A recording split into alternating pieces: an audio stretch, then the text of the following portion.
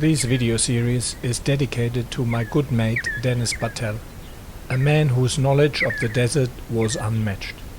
Rest in peace, my friend.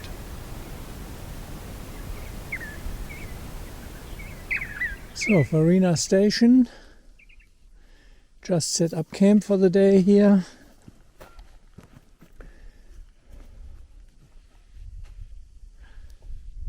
Steven's heading up over here.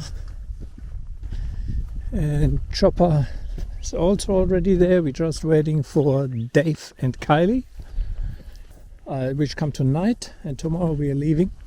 Yeah guys, one little tip I wanted to share for quite a while, if you have any kind of facial hair, is the Philips One Blade. To be honest, a friend from Germany gave me one as a present, not this one, probably 3 years ago. He brought that from Germany. I've never seen him here. However, they do exist, and in my book that's the best travel shaver around.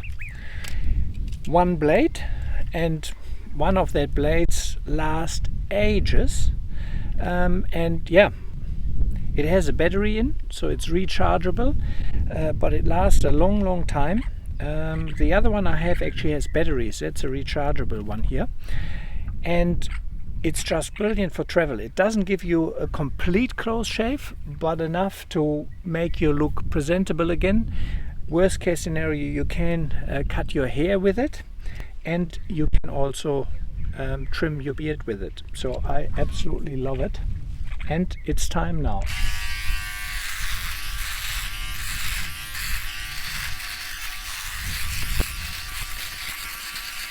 I use it at home a lot if I have been lazy and I haven't shaved for 3-4 days.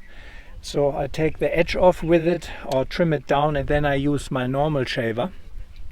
Absolutely brilliant.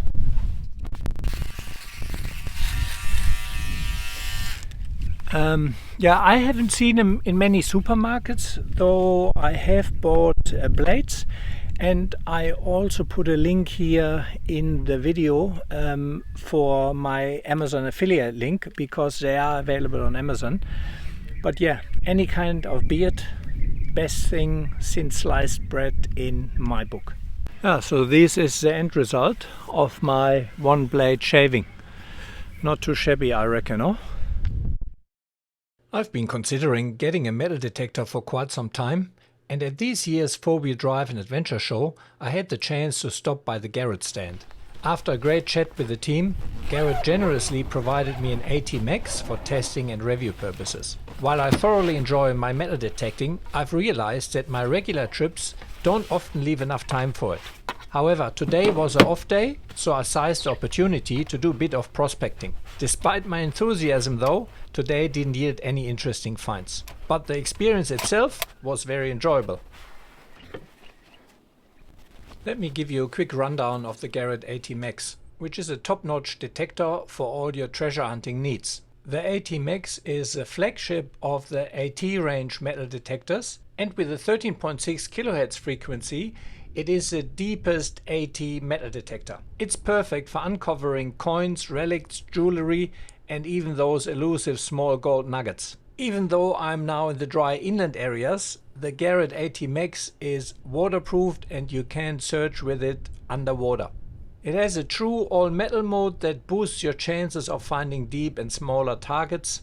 And while I never owned one of the other AT metal detectors, my research showed that the AT-Max is the successor really, and eliminates any of the shortcomings which some people had on the previous units. I definitely haven't used it as often as I hoped I would, because really the way I travel, there is just not the time for it. I think I really need to do some solo metal detecting trips, or just go with one other person who also is into metal detecting, because it doesn't fit well in a regular travel group who are not detecting. However, I took it on quite a few family holidays, and it kept my kids engaged for many hours, and they thoroughly enjoy it, even though they haven't found their riches yet. By the way, Denis Bartels was one of the very early adopters of metal detectors, and he certainly found quite a few riches at the time. But sorry for digressing, let's get back into this trip.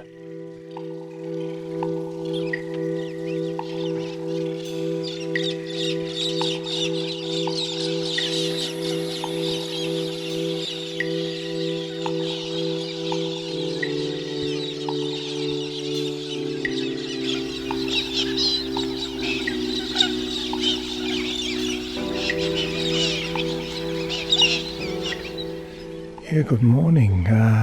Beautiful morning here at Farina. Day one of the desert leg. Was a pretty fresh night. Definitely below minus.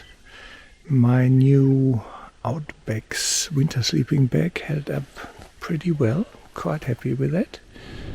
Dave and Kylie arrived last night at around 6 o'clock at Farina. Now we have 7:45 and we're making our way to Maree. So we're just heading into Maree, and the question is, do I have a Golden North coffee for breakfast at 8:08? I'm a little undecided, but given that I'm already 3 notches down in my belt, I think I will.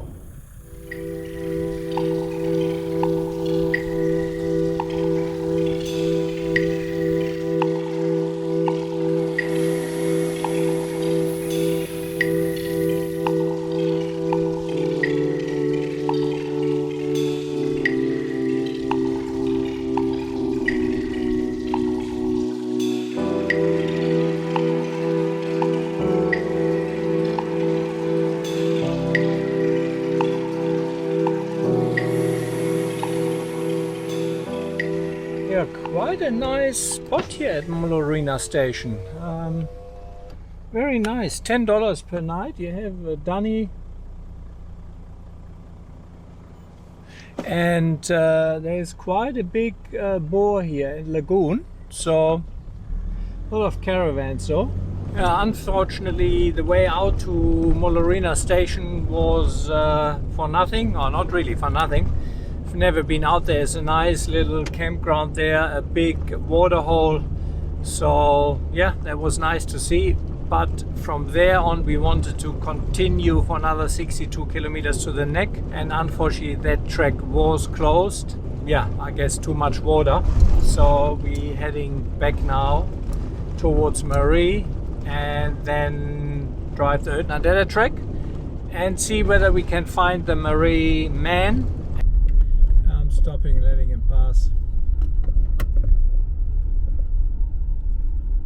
Good idea, me too.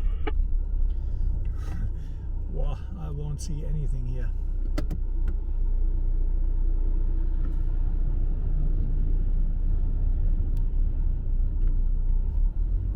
Ooh.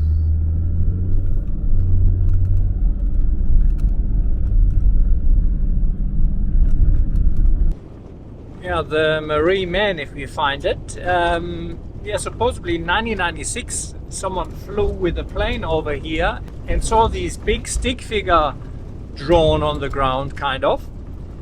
And rumor has it that it was created by an artist from Alice Springs. And I don't have his name. I put it in the video though. I'll look it up afterwards. And yeah, he never denied it, he never claimed it either, and I think he died in somewhere 2000 something, so I guess we'll never really know. We're going kind of cross country here, trying to find this track I have on one map, which brings us closer to the Maree Man, but it's very faint tire tracks here. but I think that at least goes in the right direction.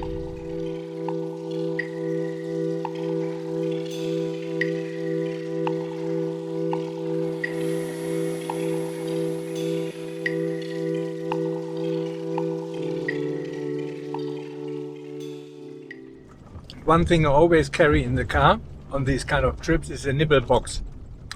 So you get packaged, that's it. Dried apricots and a full nut mix. That's probably well over a kilo. You get hungry while driving or have a long drive, long night. You can, nibble. Under sugar, put some of the apricots in. Very good to have.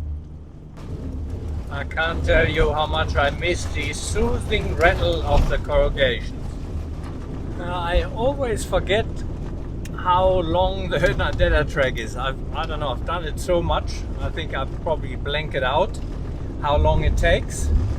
But it is quite a slog always to get to Mount Dare. So we have now 4 o'clock and continue on for a little bit, and then there's a siding a bit off the track here. I've stayed before, so we're gonna pull in there.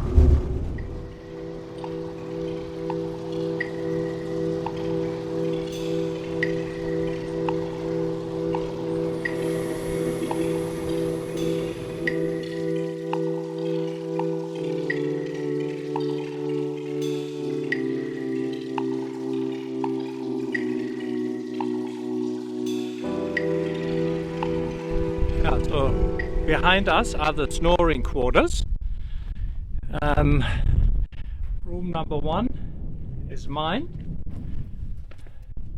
non-snoring. Room number 2 is Chopper, also non-snoring. And the snoring quarters are there. Yeah. You know, on the other side. Last year I was here as well with Summer, my daughter. Chicken, I miss you. Really a pity last time we were here you cooked me a nice dinner. What's for dinner tonight? We're having vegetables, meat, rice with lemongrass. Kaffir lime. Yeah, lemongrass kaffir lime. Today I have to cook. Yeah, nice wind protected location. So I haven't eaten much. Again, fresh veggies, chicken. Put some eggs in, some rice, but it needs to thaw a bit. They were all frozen, so take it slow.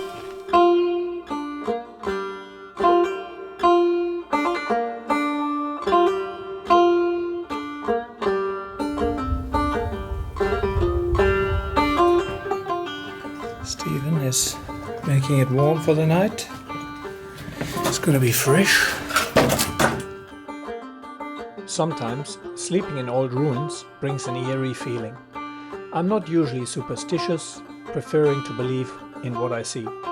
But in some places you can't help but feel a bit unwelcome. However, here at Anna Creek Siding, where I'm spending my second night, that is not the case at all. The atmosphere is quite the opposite, with nothing but good vibes and a beautiful night's sleep.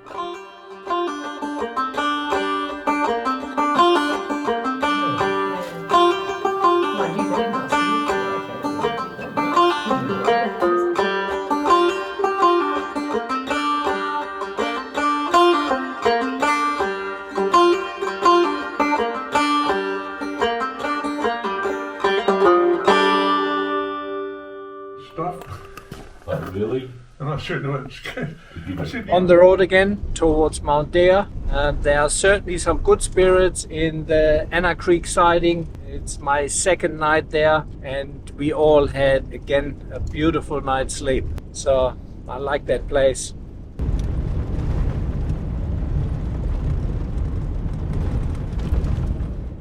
Now we're on our way to Mount Dare. And Dennis just sent me the coordinates for Ted Colson's old homestead, and In case you don't know, Ted Colson actually was the first one who crossed the Simpson Desert. He went just shy of Birdsville and then returned back. He was a farmer here who one day grabbed a few camels, grabbed one of his indigenous mates, and did a casual desert crossing and back.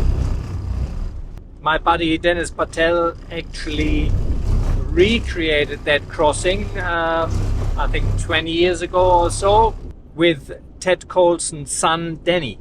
So they pretty much took some camels and crossed the desert again on Ted Colson's footsteps, as close as possible from the old homestead. So a little bit of history there.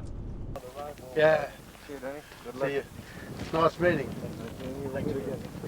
See you, Carla. Go on, boys. Come, Happy. On between 12 and housing. All right. How's that for phone service? Pretty good. Yeah, it's incredible. Martin Tech. The road from Oodnadatta to Mount Dare used to be pretty shocking. However, we are quite lucky. It has recently been graded. That's the best I've ever seen it, and I've done it a few times. So I count myself very lucky. And here we are at the Eringa Waterhole. As we journey 188 kilometers north of Oodnadatta towards Mount Dare, we come across a serene Eringa Waterhole. Nestled near the ruins of an homestead sharing its name, this spot offers more than just a glimpse into the past. It's an idyllic bush camp devoid of modern facilities, yet rich in natural beauty. Surrounded by towering gum trees, their wide trunks stand majestic.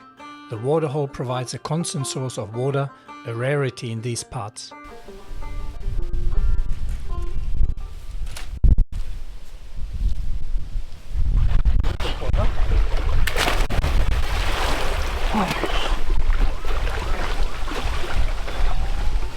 Nice and fresh.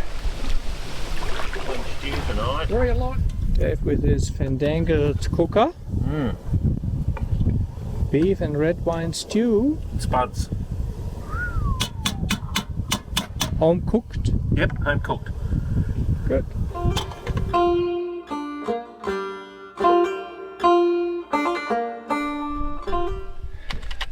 So it says on the packaging, for best results, prepare in a bowl with lid.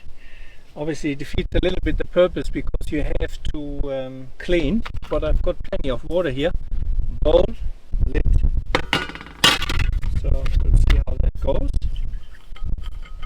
Pantry Penna Bolognese. It's not the biggest portion though.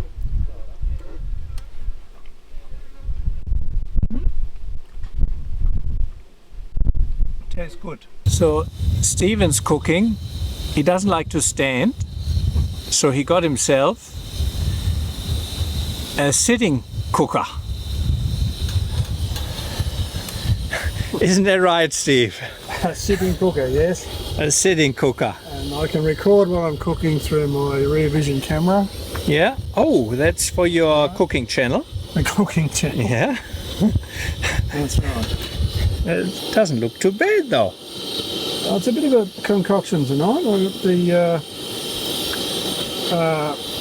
Rogan Josh with chickpeas and some frozen vegetables. So I see you bought frozen vegetables. Yeah, Good. And a soup mix. So this is a soup mix: carrot, greens, chicken soup mix. You know. Yeah. Carries well, stores well. You're getting fancy. Vegetable. Good. Really? Yeah. Bottom. Hot. Yeah, well, all slow. It's got really... It's a long night at the Eringa Waterhole and there is a storm going on. It's nuts, and the wind was pretty strong when we came. And it did not reduce at all. That was an interesting night. Super windy. The whole stretcher tent was flapping left, front, center, dust everywhere. at the Eringa Waterhole, so fairly early up and see what the day brings. On the way now. So nice and early. 7:08. Yeah, behind me are the Blood Creek ruins, and that is where in 1936 Ted Colson with his indigenous mate Eringa Peter set out to cross the Simpson with 5 camels. That was before Cecil Madigan with a huge team of camels and people did that crossing. They just wandered off towards Birdsville and turned around just before reaching Birdsville. And we're officially the first people to cross the Simpson Desert. So we're heading on now towards Mount Dare.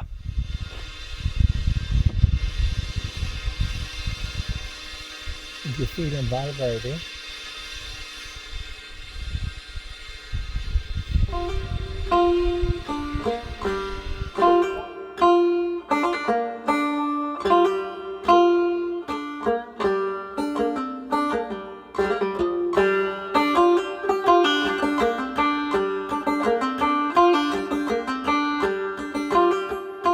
Dalhousie Springs Road from Mount Dare to Dalhousie.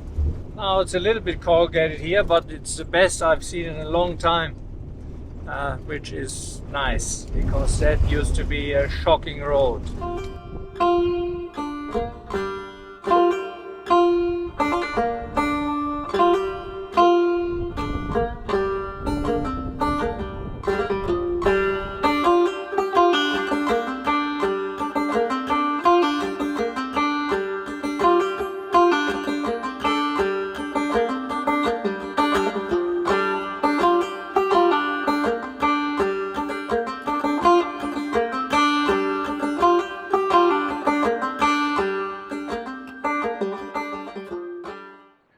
Purni bore, supposedly the water is freezing, which is a bit strange because it's a hot artesian bore, which is supposed to be warm.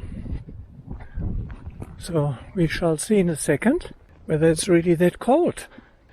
I think Dave said the coldest shower he ever had. Hot.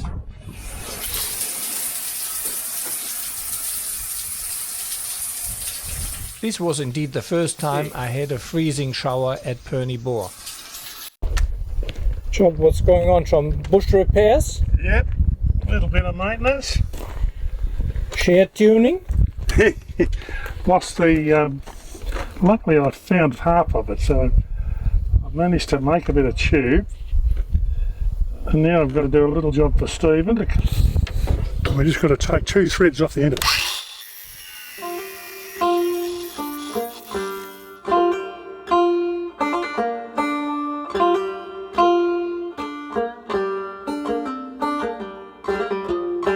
On this trip I carry a Soleo and Garmin InReach Mini 2 satellite messenger to test which one I like better. So it's now Saturday morning. Let's have a look. The Soleo. 18% left, but as mentioned I have sent quite a few messages. Garmin is 28% left. So I would say battery is probably roughly the same.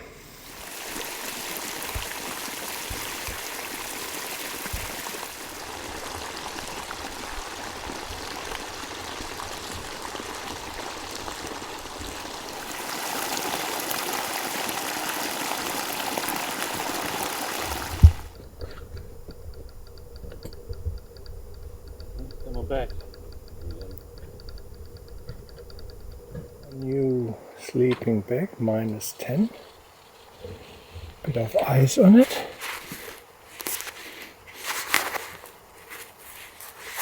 Whatever that is. It's not as weather persistent for -9 comfort.